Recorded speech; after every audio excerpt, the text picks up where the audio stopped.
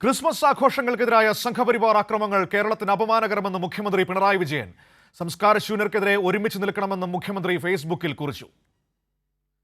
ഷീജ ചേരുകയാണ് തിരുവനന്തപുരത്ത് നിന്ന് വിവരങ്ങളുമായി. ഷീജ, എല്ലായിടവും ഒരുമയോടെ ക്രിസ്മസ് ആഘോഷിക്കുമ്പോഴാണ് സംഘപരിവാർ ശക്തികളുടെ ഭാഗത്തു നിന്ന് ക്രിസ്മസ് ആഘോഷങ്ങൾക്കെതിരെ പലയിടങ്ങളിലും നമ്മുടെ സംസ്ഥാനത്തടക്കം അക്രമമുണ്ടാകുന്നത് നമ്മൾ കാണുന്നത്. ഇപ്പോൾ ക്രിസ്മസ് ആഘോഷം, സ്കൂളിലെ ക്രിസ്മസ് ആഘോഷം വിലക്കുന്നു, ഒപ്പം തന്നെ ക്രിസ്മസ് സന്ദേശം നൽകാനെത്തിയവരെ വിരട്ടി ഓടിക്കുന്നു. അങ്ങനെ പല വിധത്തിലുള്ള വിദ്വേഷ പ്രവർത്തികൾ കാണുന്നത്.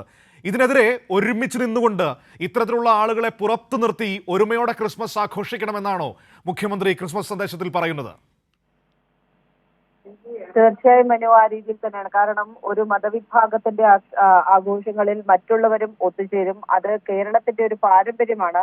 മറ്റുള്ളവരുടെ വിശ്വാസങ്ങളെ അംഗീകരിക്കാനും മനസ്സിലാക്കാനും അവരുടെ സന്തോഷങ്ങൾ തന്റെ സന്തോഷങ്ങളായി കാണാനുമുള്ള വിശാലത അത് മലയാളിയുടെ പ്രത്യേകതയാണെന്ന ആമുഖത്തോടെയാണ് മുഖ്യമന്ത്രി ഈ ഫേസ്ബുക്ക് കുറിപ്പ് തുടങ്ങുന്നത്. പക്ഷെ എന്നാൽ അതിനെ ദുർബലപ്പെടുത്താനും മതവിശ്വാസത്തെ അപരവിദ്വേഷത്തിന്റെ ഹേതുവായി മാറ്റാനും ചില ക്ഷുദ്ര വർഗീയ ശക്തികൾ കൊണ്ടുപിടിച്ച ശ്രമമാണ് ഇപ്പോൾ നടത്തിക്കൊണ്ടിരിക്കുന്നത്. കഴിഞ്ഞ ദിവസങ്ങളിൽ ക്രിസ്മസ് ആഘോഷങ്ങൾക്കെതിരെ സംഘപരിവാർ നടത്തിയ ആക്രമങ്ങൾ അത് ആ യാഥാർത്ഥ്യത്തിലേക്കാണ് വിരൽ ചൂണ്ടുന്നതെന്നും മുഖ്യമന്ത്രി വ്യക്തമാക്കുകയും ചെയ്തു. കേരളത്തിനും മലയാളികൾക്കും അപമാനമായി മാറുന്ന ഈ സംസ്കാര ശൂന്യർക്കെതിരെ ഒരുമിച്ച് നിൽക്കാൻ നമുക്ക് സാധിക്കണമെന്നാണ് മുഖ്യമന്ത്രി ആവശ്യപ്പെടുന്നത്. അവരെ ചെറുക്കാനും ഈ നാടിന്റെ യഥാർത്ഥ സത്തയെ സംരക്ഷിക്കാനും നമുക്ക് ഉത്തരവാദിത്വമുണ്ട്. യേശുവിന്റെ ത്യാഗം എല്ലാ മനുഷ്യർക്കും ലോകത്തിന്റെ നന്മയ്ക്കും വേണ്ടിയായിരുന്നു. അതുകൊണ്ട് തന്നെ മതവിശ്വാസങ്ങളെ മറ്റുള്ളവരെ വെറുക്കാനും അകറ്റാനുമുള്ള സങ്കുചിത ചിന്താഗതികളായി പരിവർത്തനം ചെയ്യുന്ന വർഗീയ ശക്തികളെ